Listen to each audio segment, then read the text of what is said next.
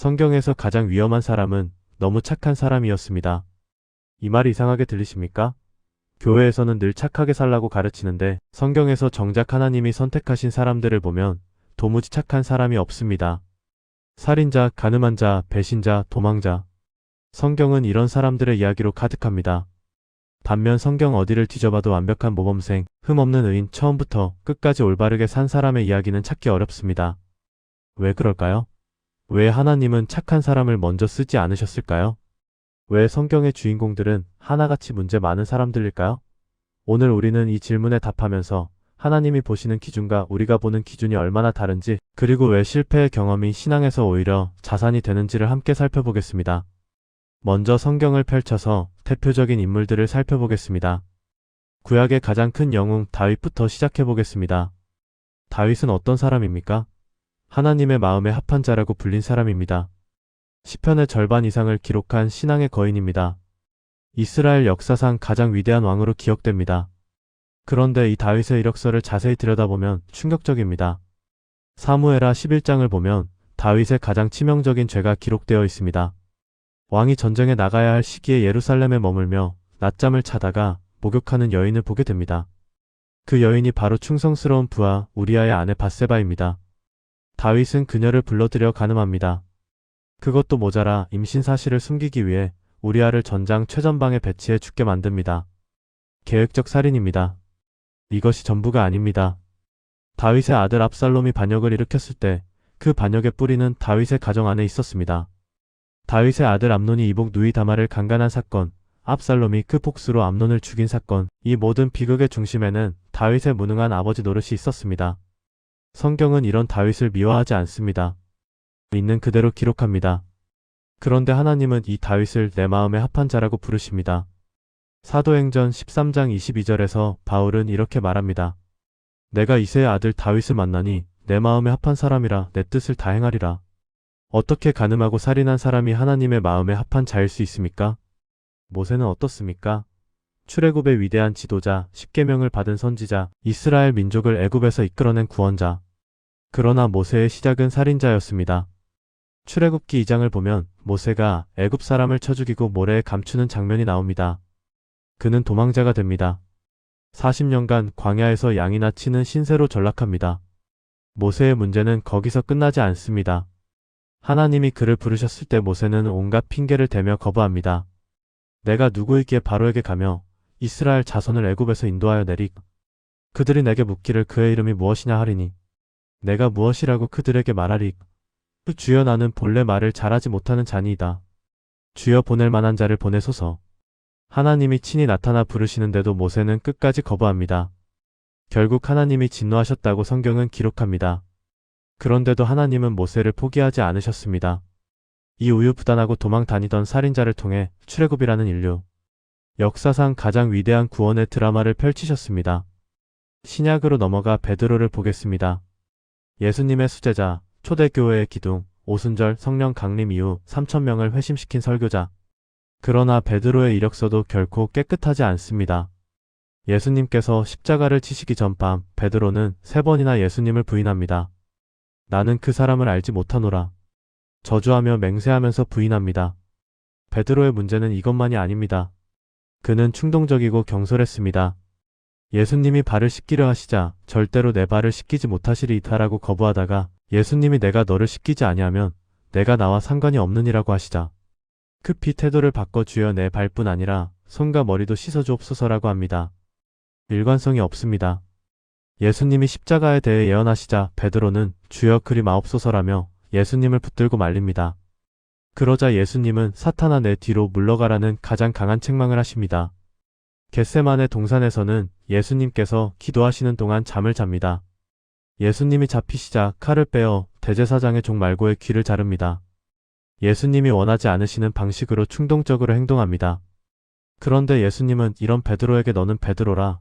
내가 이 반석 위에 내 교회를 세우리니라고 말씀하십니다. 부활 후 갈릴리 바닷가에서 3번 부인한 베드로에게 3번 내가 나를 사랑하느냐고 물으시며 회복시키십니다. 그리고 내 양을 먹이라 사명을 주십니다. 여기서 패턴이 보입니까? 하나님이 선택하신 사람들은 하나같이 심각한 결함을 가진 사람들입니다. 완벽한 사람, 처음부터 올바른 사람, 실수 없는 사람은 한 명도 없습니다. 반대로 성경에서 착하고 올바른 사람으로 나오는 인물들을 찾아보면 오히려 문제가 있습니다. 사울 왕을 생각해 보십시오. 사울은 처음 왕으로 선택되었을 때 어떤 사람이었습니까? 사무엘상 9장을 보면 이스라엘 자손 중에 그보다 더 준수한 자가 없었다고 기록되어 있습니다. 키도 크고 외모도 준수했습니다. 10장을 보면 겸손하기까지 했습니다. 왕으로 선택되었다는 말을 듣고 짐더미 사이에 숨을 정도였습니다. 그런데 사울은 어떻게 되었습니까? 교만해졌습니다. 하나님의 명령을 어겼습니다. 사무엘상 15장에서 아말렉을 진멸하라는 명령을 받고도 좋은 것들은 남겨두었습니다. 사무엘이 책망하자 변명합니다. 백성들이 양과 소의 가장 좋은 것을 남긴 것은 여호와께 제사를 드리려 함이었다고 핑계를 댑니다. 결국 하나님은 사울을 버리십니다. 부자 청년은 어떻습니까? 마가복음 10장에 나오는 이 청년은 어릴 때부터 모든 계명을 지켜온 사람입니다. 어릴 때부터 이 모든 것을 지켰나이다. 예수님도 그를 보시고 사랑하셨다고 기록되어 있습니다. 그런데 예수님이 내게 아직도 한 가지 부족한 것이 있으니 가서 내게 있는 것을 다 팔아 가난한 자들에게 주라고 하시자 근심하며 돌아갑니다. 이 청년의 문제는 무엇입니까? 그는 계명을 지켰습니다. 도덕적으로 흠이 없었습니다. 그런데 그것이 오히려 그의 약점이었습니다. 그는 자신의 의로움을 믿었습니다. 자신이 지켜온 모든 것을 포기할 수 없었습니다. 결국 예수님을 따르지 못했습니다. 바리새인들은 어떻습니까? 그들은 당대 최고의 경건한 사람들이었습니다. 율법을 철저히 지켰습니다.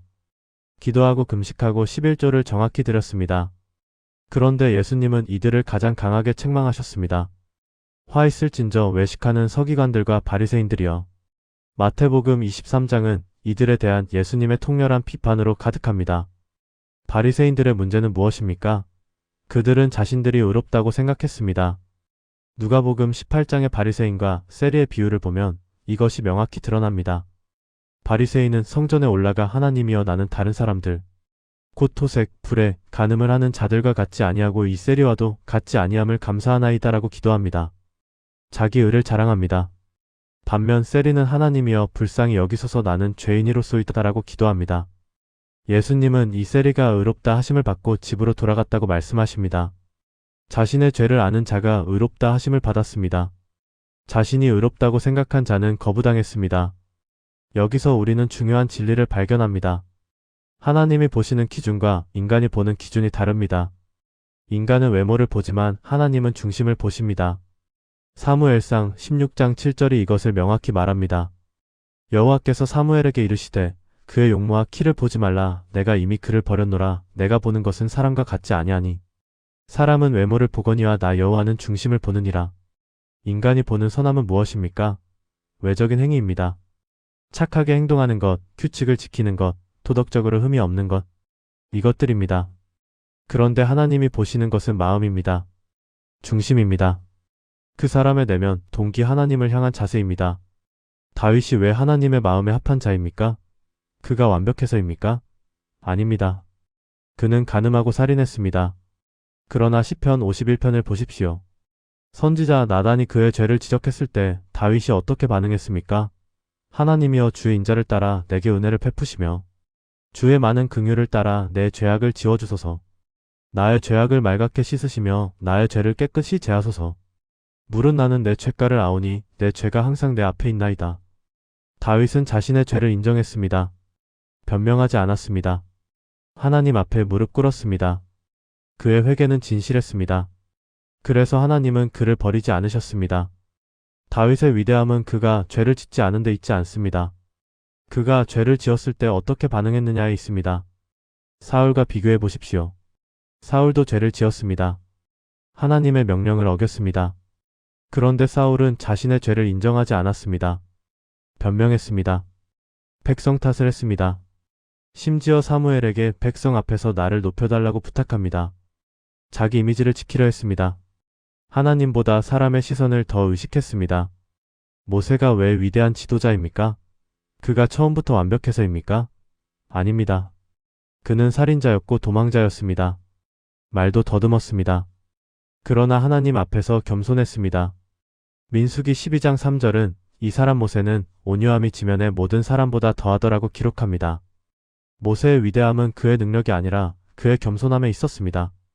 베드로가 왜 초대교회의 기둥이 되었습니까? 그가 완벽해서입니까? 아닙니다. 그는 예수님을 3번이나 부인했습니다. 그러나 그는 자신의 실패를 통해 배웠습니다. 교만이 얼마나 위험한지 알았습니다. 인간의 연약함을 깊이 이해했습니다. 그래서 다른 연약한 자들을 이해하고 품을 수 있었습니다.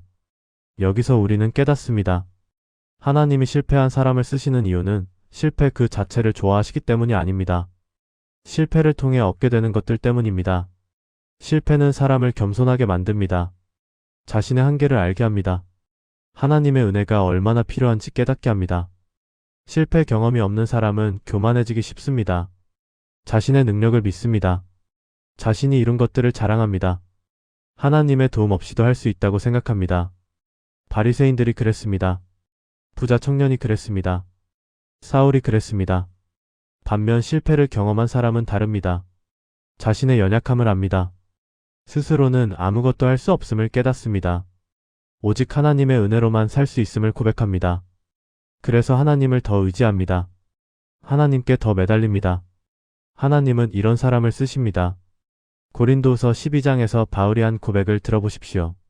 그러므로 도리어 크게 기뻐함으로 내 여러 약한 것들에 대하여 자랑하리니 이는 그리스도의 능력이 내게 머물게 하려 함이라. 그러므로 내가 그리스도를 위하여 약한 것들과 능욕과 궁핍과 박해와 공고를 기뻐하노니 이는 내가 약한 그때의 강함이라. 바울은 자신의 약함을 자랑합니다. 왜입니까? 약할 때 하나님의 능력이 더 분명히 드러나기 때문입니다. 자신이 강하다고 생각할 때는 하나님의 능력을 경험할 수 없습니다.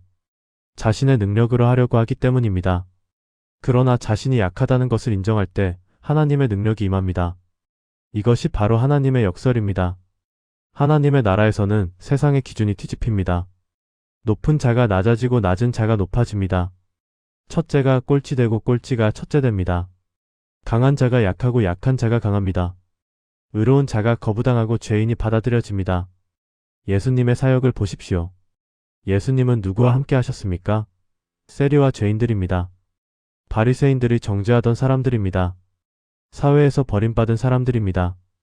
예수님은 이들과 함께 식사하시고 대화하셨습니다. 바리새인들이 비난하자 예수님은 말씀하셨습니다. 건강한 자에게는 의사가 쓸데없고 병든 자에게라야 쓸데있느니라. 나는 의인을 부르러 온 것이 아니요 죄인을 부르러 왔노라.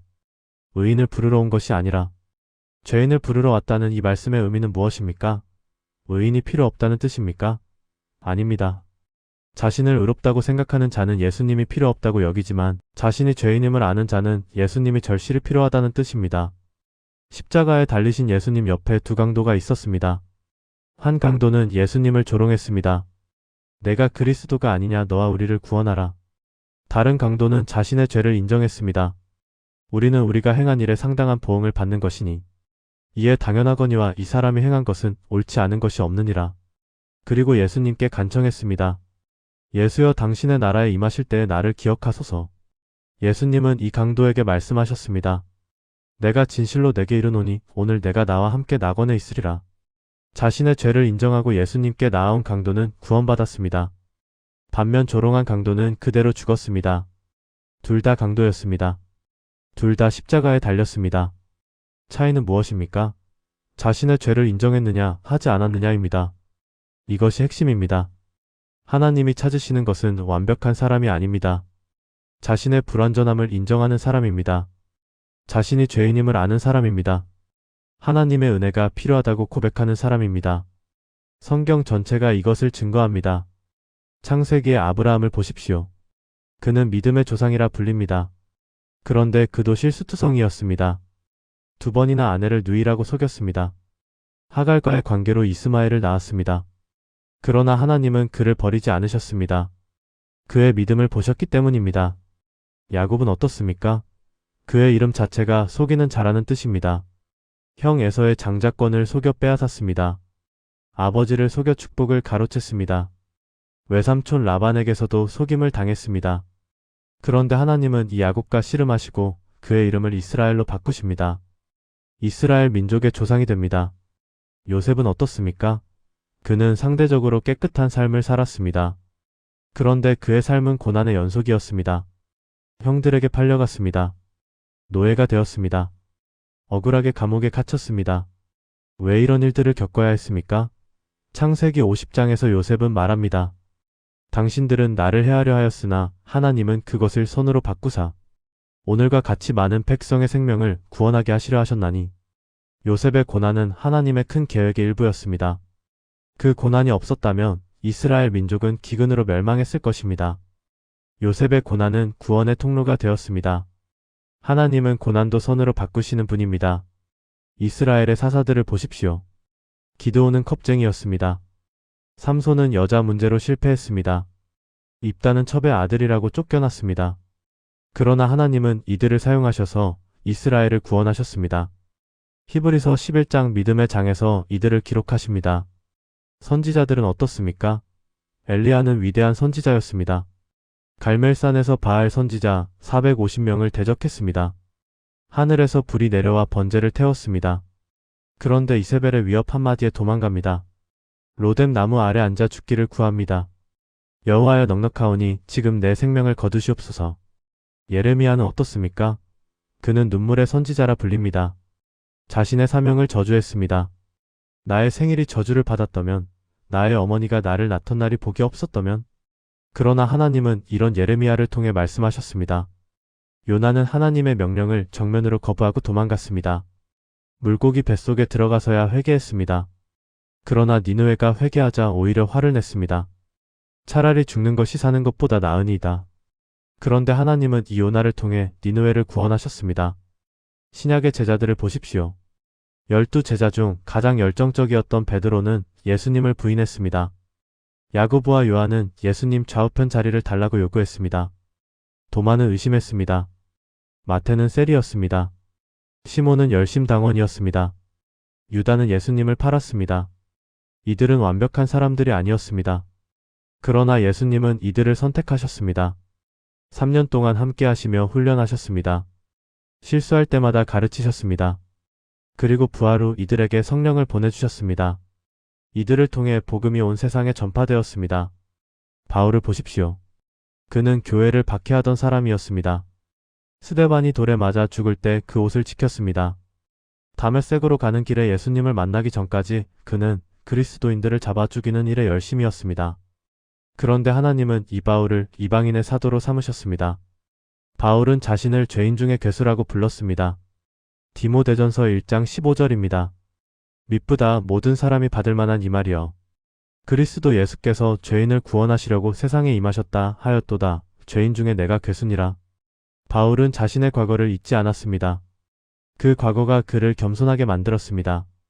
하나님의 은혜를 더욱 깊이 깨닫게 했습니다. 고린도전서 15장에서 바울은 말합니다. 내가 사도 중에 가장 작은 자라. 나는 하나님의 교회를 박해하였으므로 사도라 칭함받기를 감당하지 못할 자니라. 그러나 내가 나 된 것은 하나님의 은혜로 된 것이니 내게 주신 그의 은혜가 헛되지 아니하여 내가 모든 사도보다 더 많이 수고하였으되 내가 한 것이 아니요 오직 나와 함께 하신 하나님의 은혜로라. 바울의 위대함은 그가 많이 수고한 것이 아닙니다. 그것이 자신의 힘으로 된 것이 아니라 하나님의 은혜로 된 것임을 알았다는 것입니다. 자신의 과거, 자신의 연약함을 기억했기에 교만하지 않았습니다. 끝까지 하나님의 은혜를 의지했습니다. 여기서 우리는 중요한 질문을 던져야 합니다. 그렇다면 성경은 죄를 긍정하는 것입니까? 실패해도 괜찮다고 말하는 것입니까? 결코 아닙니다. 성경은 죄의 심각성을 명확히 합니다. 로마서 6장 23절은 죄의 삭은 사망이라고 선언합니다. 죄는 용납될 수 없습니다. 그러나 성경이 말하는 것은 이것입니다. 죄를 짓지 않는 완벽한 사람은 없습니다. 로마서 3장 23절입니다. 모든 사람이 죄를 범하였음에 하나님의 영광에 이르지 못하더니. 요한일서 1장 8절입니다. 만일 우리가 죄가 없다고 말하면 스스로 속이고 또 진리가 우리 속에 있지 아니할 것이요. 문제는 죄를 짓느냐 안 짓느냐가 아닙니다. 죄를 지었을 때 어떻게 반응하느냐입니다. 자신의 죄를 인정하고 회개하느냐 아니면 부인하고 변명하느냐입니다. 하나님께 나아가느냐 아니면 숨느냐입니다. 아담과 하와를 생각해 보십시오. 그들이 선악과를 먹은 것이 문제였습니까? 그것도 문제였지만 더 큰 문제는 그 후의 태도였습니다. 하나님이 내가 어디 있느냐고 물으셨을 때 아담은 숨었습니다. 내가 벗었으므로 두려워하여 숨었나이다. 하나님이 누가 내가 벗었다고 말했느냐고 물으시자 아담은 변명했습니다. 하나님이 주셔서 나와 함께 있게 하신 여자 그가 그 나무 열매를 내게 주므로 내가 먹었나이다. 아담은 하와를 탓했습니다. 나아가 하나님을 탓했습니다. 하나님이 주신 여자 때문이라고 했습니다. 하와도 마찬가지였습니다. 뱀이 나를 꿰물어 내가 먹었나이다. 둘 다 자신의 책임을 인정하지 않았습니다. 이것이 진짜 문제였습니다. 가인과 아벨을 보십시오.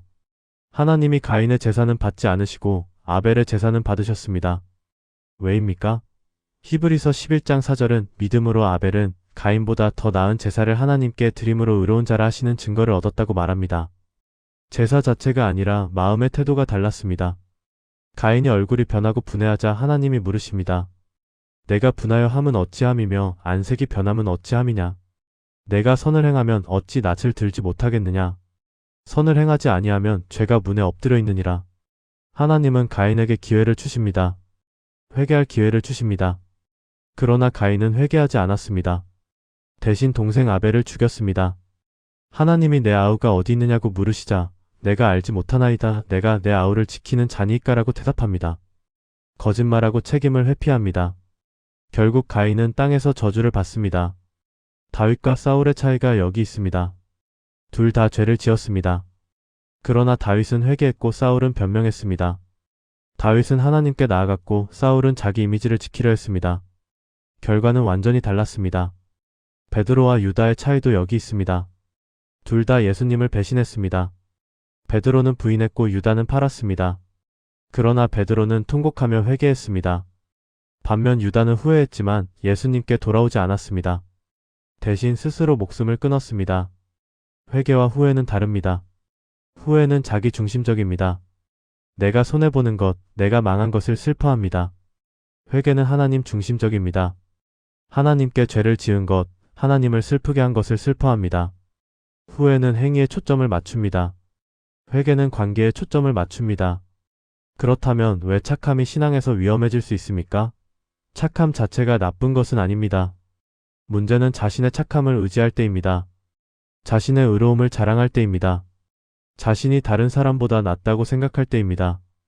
누가복음 18장의 바리새인처럼 되면 위험합니다. 하나님이여 나는 다른 사람들과 같지 아니함을 감사합니다. 이 태도가 위험합니다. 비교하는 순간, 자신을 높이는 순간 신앙은 무너집니다. 착한 사람이 교만해지기 쉬운 이유는 자신에게 자랑할 것이 있기 때문입니다. 나는 이런 일을 하지 않았다. 나는 저런 죄를 짓지 않았다. 나는 성실하게 살았다. 이것들이 자랑거리가 됩니다. 그러나 이 자랑이 하나님과의 관계를 가로막습니다. 반면 실패한 사람, 죄를 지은 사람은 자랑할 것이 없습니다. 오직 하나님의 은혜만 자랑할 수 있습니다. 자신의 의로움이 아니라 하나님의 긍휼을 구할 수밖에 없습니다. 그래서 오히려 하나님께 더 가까이 갑니다. 이것이 복음의 핵심입니다. 우리의 의로움으로는 하나님께 나아갈 수 없습니다. 이사야 64장 6절입니다. 우리는 다 부정한 자 같아서 우리의 의는 다 더러운 옷 같으며 우리가 생각하는 의로움은 하나님 보시기에 더러운 옷과 같습니다. 그렇다면 우리는 어떻게 의롭게 됩니까? 오직 예수 그리스도를 통해서입니다. 로마서 3장 22절부터 24절까지입니다. 곧 예수 그리스도를 믿음으로 말미암아 모든 믿는 자에게 미치는 하나님의 은이 차별이 없느니라. 모든 사람이 죄를 범하였음에 하나님의 영광에 이르지 못하더니 그리스도 예수 안에 있는 속량으로 말미암아 하나님의 은혜로 값없이 의롭다 하심을 얻은 자 되었느니라. 우리의 의가 아니라 그리스도의 의로 우리가 의롭게 됩니다. 우리의 행위가 아니라 그리스도의 십자가로 우리가 구원받습니다. 이것을 깨달을 때 우리는 진정으로 자유로워집니다. 자신의 의를 증명해야 한다는 부담에서 벗어납니다. 에베소서 2장 8절부터 9절입니다. 너희는 그 은혜에 의하여 믿음으로 말미암아 구원을 받았으니 이것은 너희에게서 난 것이 아니요 하나님의 선물이라. 행위에서 난 것이 아니니 이는 누구든지 자랑하지 못하게 함이라. 구원은 선물입니다. 우리가 받을 자격이 있어서가 아닙니다. 하나님의 은혜입니다. 이것을 깨달을 때 우리는 겸손해집니다. 교만할 이유가 없습니다. 자랑할 것이 없습니다. 오직 하나님의 은혜를 감사할 뿐입니다. 그리고 이 은혜를 깨달은 사람은 다른 사람에게도 은혜로워집니다. 자신의 의로움을 의지하는 사람은 다른 사람을 정죄합니다. 바리새인들이 그랬습니다. 세리와 죄인들을 멸시했습니다. 저 사람들과 우리는 다르다고 생각했습니다. 그러나 예수님은 이런 태도를 가장 강하게 책망하셨습니다. 반면 하나님의 은혜를 아는 사람은 다른 사람에게 긍휼을 베풉니다. 자신도 죄인임을 알기 때문입니다. 자신도 하나님의 긍휼로 살고 있음을 알기 때문입니다. 그래서 다른 죄인들을 정죄하지 않습니다. 대신 사랑합니다. 예수님의 비유 중 탕자의 비유를 생각해 보십시오. 누가복음 15장입니다. 작은 아들이 재산을 미리 달라고 합니다.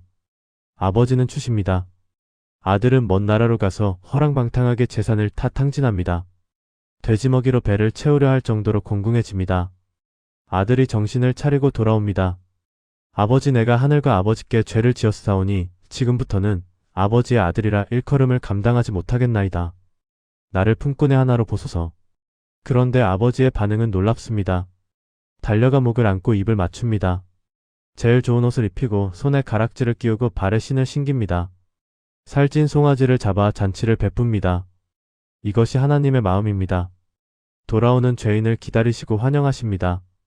정죄하지 않으십니다. 책망하지 않으십니다.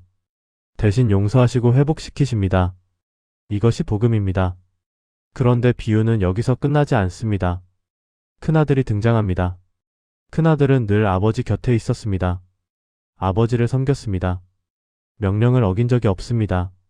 그런데 동생이 돌아와 잔치가 벌어지자 화를 냅니다.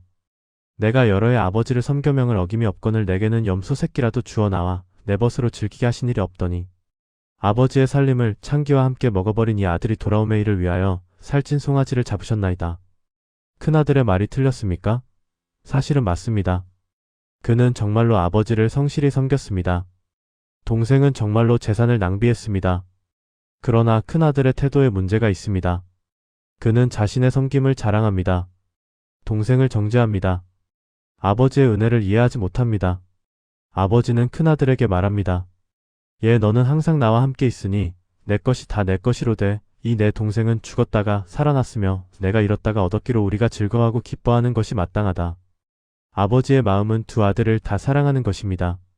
그러나 큰아들은 이것을 이해하지 못합니다. 많은 사람들이 큰아들 같은 신앙생활을 합니다. 성실하게 교회에 나갑니다. 봉사합니다. 헌금합니다. 그런데 마음속으로는 다른 사람들을 판단합니다. 나는 저 사람과 다르다.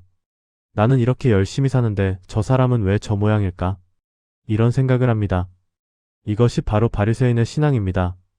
외적으로는 경건해 보이지만 내면은 교만으로 가득합니다. 자신의 의를 자랑하고 다른 사람을 멸시합니다. 예수님은 이런 신앙을 가장 강하게 책망하셨습니다. 반면 작은 아들 같은 신앙은 어떻습니까? 실패했습니다. 죄를 지었습니다. 그러나 돌아왔습니다. 회개했습니다. 아버지의 긍휼을 구했습니다. 이것이 하나님이 기뻐하시는 신앙입니다. 우리는 여기서 배웁니다. 하나님이 찾으시는 것은 완벽한 이력서가 아닙니다.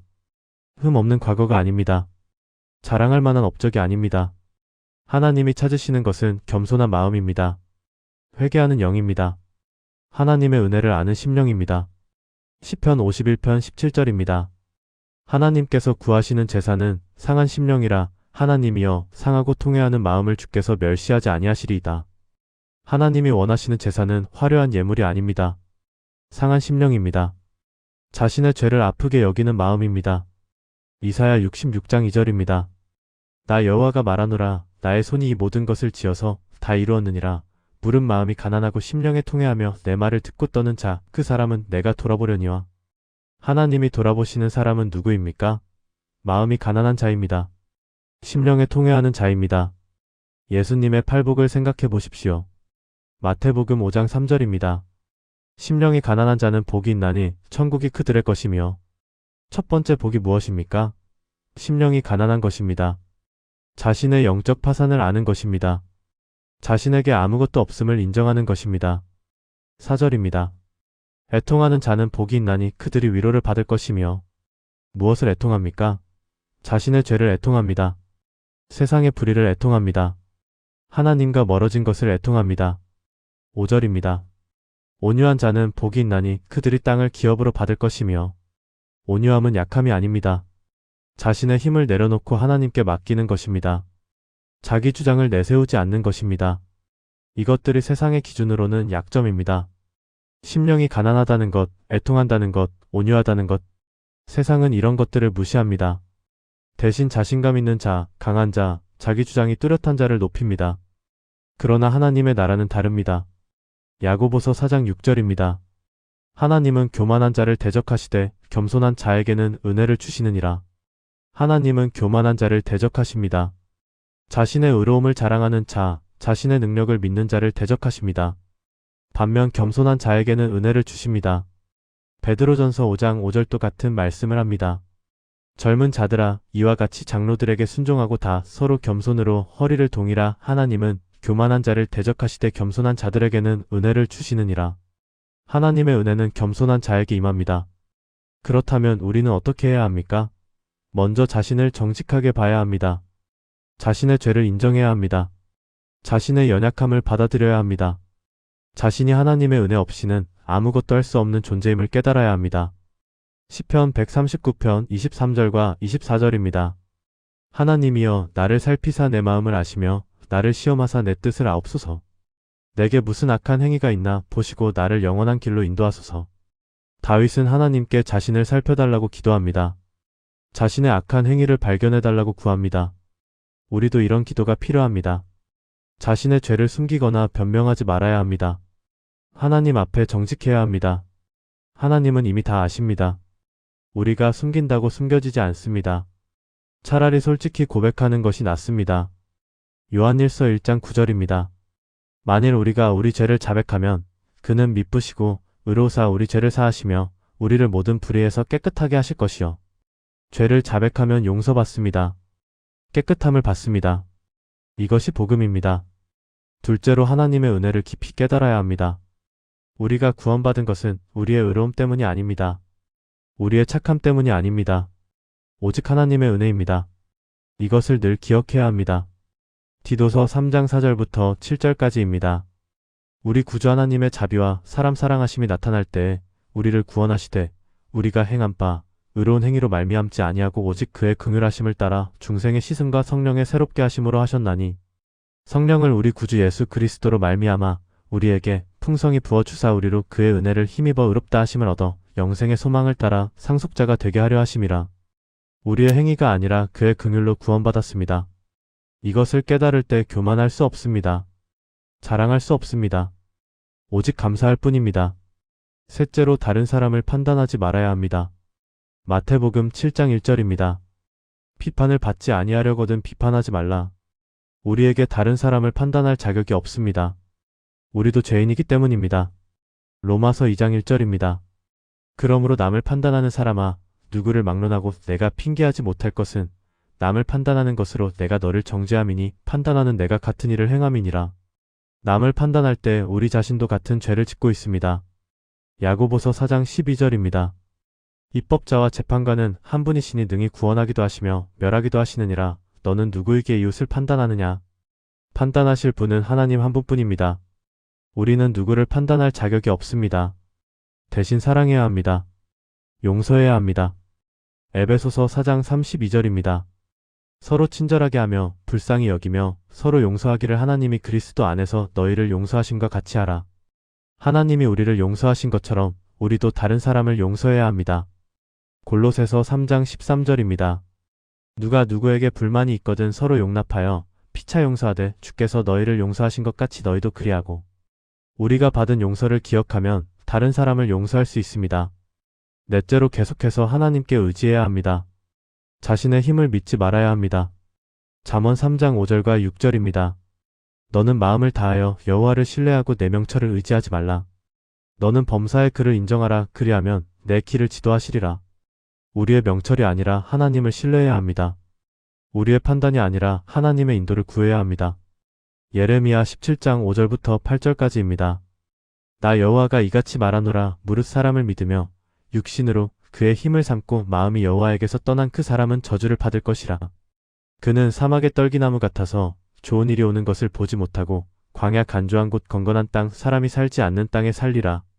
그러나 무릇 여호와를 의지하며 여호와를 의뢰하는 그 사람은 복을 받을 것이라. 그는 물가에 심어진 나무가 그 뿌리를 강변에 뻗치고 더위가 올지라도 두려워하지 아니하며 그 잎이 청청하며 가무는 해에도 걱정이 없고 결실이 그치지 아니함 같으리라. 사람을 의지하는 자는 저주를 받지만 여호와를 의지하는 자는 복을 받습니다. 물가의 나무처럼 항상 푸르고 열매를 맺습니다. 이것이 신앙입니다. 다섯째로 겸손함을 유지해야 합니다. 미가 6장 8절입니다. 사람아 주께서 선한 것이 무엇임을 내게 보이셨나니 여호와께서 내게 구하시는 것은 오직 정의를 행하며 인자를 사랑하며 겸손하게 내 하나님과 함께 행하는 것이 아니냐. 하나님이 구하시는 것은 겸손함입니다. 빌립보서 2장 3절부터 5절까지입니다. 아무 일에든지 다툼이나 허용으로 하지 말고 오직 겸손한 마음으로 각각 자기보다 남을 낮게 여기고 각각 자기 일을 돌볼 뿐더러 또한 각각 다른 사람들의 일을 돌보아 나의 기쁨을 충만하게 하라. 너희 안에 이 마음을 품으라. 곧 그리스도 예수의 마음이니. 예수님의 마음은 겸손의 마음이었습니다. 빌립보서 2장은 계속해서 예수님이 어떻게 자신을 낮추셨는지 설명합니다. 그는 근본 하나님의 본체시나 하나님과 동등됨을 취할 것으로 여기지 아니하시고 오히려 자기를 비워 종의 형체를 가지사 사람들과 같이 되셨고 사람의 모양으로 나타나사 자기를 낮추시고 죽기까지 복종하셨으니 곧 십자가의 죽으심이라. 예수님은 하나님이시지만 자신을 낮추셨습니다. 종의 형체를 입으셨습니다. 십자가에 죽기까지 복종하셨습니다. 이것이 겸손입니다. 우리도 이 마음을 품어야 합니다. 마지막으로 은혜를 나누어야 합니다. 우리가 받은 은혜를 다른 사람에게도 베풀어야 합니다. 마태복음 10장 8절입니다. 너희가 거저 받았으니 거저 주라. 우리가 하나님께 거저 은혜를 받았습니다. 이 은혜를 다른 사람에게도 나누어야 합니다. 고린도후서 1장 3절과 4절입니다. 찬송하리로다. 그는 우리 주 예수 그리스도의 하나님이시요 자비의 아버지시요 모든 위로의 하나님이시며 우리의 모든 환난 중에서 우리를 위로하사 우리로 하여금 하나님께 받는 위로로 모든 환난 중에 있는 자들을 능히 위로하게 하시는 이시로다. 하나님께 받은 위로로 다른 사람을 위로해야 합니다. 우리가 연약할 때 받은 도움을 기억하며 다른 연약한 자를 도와야 합니다. 우리가 실패했을 때 받은 긍휼을 기억하며 다른 실패한 자에게 긍휼을 베풀어야 합니다. 이것이 진정한 신앙입니다. 자신의 의로움을 자랑하는 것이 아니라 하나님의 은혜를 나누는 것입니다. 다른 사람을 판단하는 것이 아니라 사랑하는 것입니다. 자신을 높이는 것이 아니라 겸손히 섬기는 것입니다. 성경 속 인물들을 다시 생각해 보십시오. 그들은 완벽하지 않았습니다. 실패했습니다. 죄를 지었습니다. 그러나 하나님은 그들을 버리지 않으셨습니다. 오히려 사용하셨습니다. 왜입니까? 그들이 자신의 연약함을 알았기 때문입니다. 하나님의 은혜에 의지했기 때문입니다. 우리도 마찬가지입니다. 우리는 완벽하지 않습니다. 실패할 것입니다. 죄를 지을 것입니다. 그러나 이것이 끝이 아닙니다. 하나님께 돌아갈 수 있습니다. 회개할 수 있습니다. 용서받을 수 있습니다. 다시 시작할 수 있습니다. 하나님은 완벽한 사람을 찾지 않으십니다. 회개하는 사람을 찾으십니다. 자신의 의를 자랑하는 사람이 아니라 하나님의 은혜를 아는 사람을 찾으십니다. 강한 사람이 아니라 자신의 약함을 인정하고 하나님께 의지하는 사람을 찾으십니다. 그러므로 우리의 실패를 두려워하지 마십시오. 실패는 끝이 아닙니다. 새로운 시작입니다. 하나님을 더 깊이 알아가는 기회입니다. 은혜를 더 깊이 경험하는 통로입니다. 우리의 연약함을 부끄러워하지 마십시오. 연약함은 약점이 아닙니다. 하나님의 능력이 드러나는 자리입니다. 바울이 고백했듯이 우리가 약할 때 강합니다. 하나님의 능력이 우리의 연약함 가운데 완전해지기 때문입니다. 우리의 과거를 숨기지 마십시오. 과거는 부끄러운 것이 아닙니다. 하나님의 은혜를 증거하는 이야기입니다. 우리가 얼마나 연약한 존재인지, 그럼에도 하나님이 얼마나 신실하신지를 보여주는 증거입니다. 성경이 우리에게 주는 메시지는 명확합니다. 하나님은 착한 사람을 찾지 않으십니다. 자신이 죄인임을 아는 사람을 찾으십니다. 완벽한 사람을 찾지 않으십니다. 회개하는 사람을 찾으십니다. 강한 사람을 찾지 않으십니다. 겸손한 사람을 찾으십니다. 그러므로 우리도 이 진리를 붙잡아야 합니다. 우리의 의로움이 아니라 그리스도의 의를 의지해야 합니다. 우리의 능력이 아니라 하나님의 능력을 구해야 합니다. 우리의 계획이 아니라 하나님의 뜻을 따라가야 합니다. 이것이 진정한 신앙입니다. 자신을 비우고 그리스도를 채우는 것입니다. 자신을 낮추고 하나님을 높이는 것입니다. 자신의 뜻을 내려놓고 하나님의 뜻을 구하는 것입니다. 그렇게 살 때 우리는 성경 속 인물들처럼 하나님께 쓰임받을 수 있습니다. 완벽해서가 아니라 겸손해서입니다. 강해서가 아니라 하나님께 의지해서입니다. 의로워서가 아니라 은혜를 알아서입니다. 하나님은 지금도 이런 사람을 찾고 계십니다. 완벽한 이력서를 가진 사람이 아니라 상한 심령을 가진 사람을 찾으십니다. 성공 스토리를 가진 사람이 아니라 회개의 스토리를 가진 사람을 찾으십니다. 자신의 의를 자랑하는 사람이 아니라 하나님의 은혜를 나누는 사람을 찾으십니다. 당신은 어떤 사람입니까? 자신의 착함을 믿는 사람입니까? 아니면 하나님의 은혜를 의지하는 사람입니까? 자신의 의로움을 자랑하는 사람입니까? 아니면 그리스도의 의를 붙잡는 사람입니까? 다른 사람을 판단하는 사람입니까? 아니면 사랑하는 사람입니까? 성경은 우리에게 분명히 말합니다. 하나님이 쓰시는 사람은 완벽한 사람이 아닙니다. 자신의 불완전함을 인정하고 하나님께 나아가는 사람입니다. 실패하지 않는 사람이 아니라 실패해도 다시 일어나는 사람입니다. 넘어지지 않는 사람이 아니라 넘어져도 회개하는 사람입니다. 그러므로 우리의 연약함 가운데서도 소망을 가질 수 있습니다. 우리의 실패 가운데서도 하나님의 계획을 발견할 수 있습니다. 우리의 죄 가운데서도 은혜를 경험할 수 있습니다. 이것이 복음입니다. 이것이 십자가의 메시지입니다. 예수님은 의인을 부르러 오신 것이 아니라 죄인을 부르러 오셨습니다. 건강한 자를 고치러 오신 것이 아니라 병든 자를 고치러 오셨습니다. 찾은 양을 찾으러 오신 것이 아니라 잃어버린 양을 찾으러 오셨습니다. 우리가 그 잃어버린 양입니다.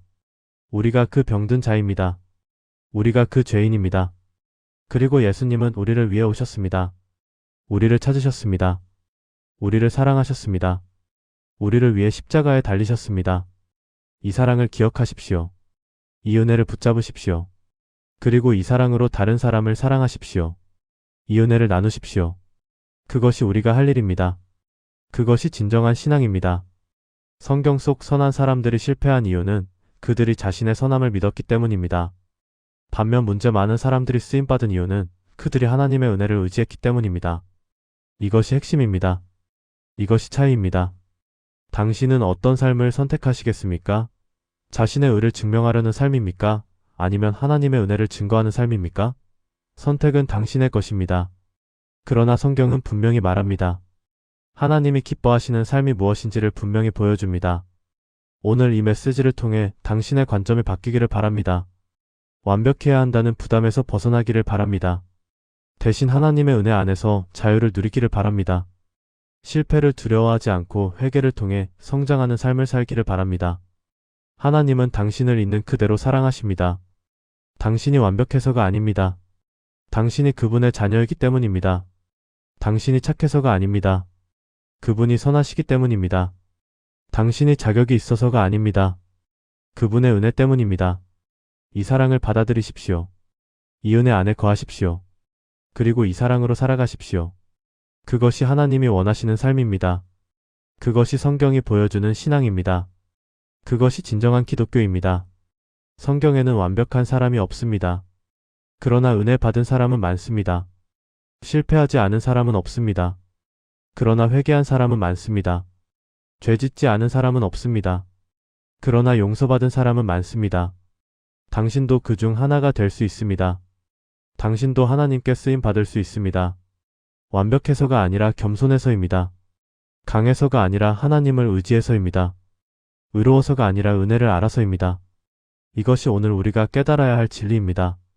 하나님은 착한 사람을 먼저 쓰지 않으십니다. 자신이 죄인임을 아는 사람을 쓰십니다. 완벽한 사람을 찾지 않으십니다. 회개하는 사람을 찾으십니다. 이것이 성경의 메시지입니다. 이것이 복음입니다. 영상을 시청해주셔서 감사합니다. 이 메시지가 여러분의 삶에 새로운 관점을 주었기를 바랍니다. 하나님의 은혜 안에서 자유를 누리시기를 축복합니다. 이 영상이 도움이 되셨다면 구독 버튼과 좋아요 버튼을 눌러주시기 바랍니다. 여러분의 구독과 좋아요가 더 많은 사람들에게 이 메시지를 전하는 데 큰 힘이 됩니다. 감사합니다.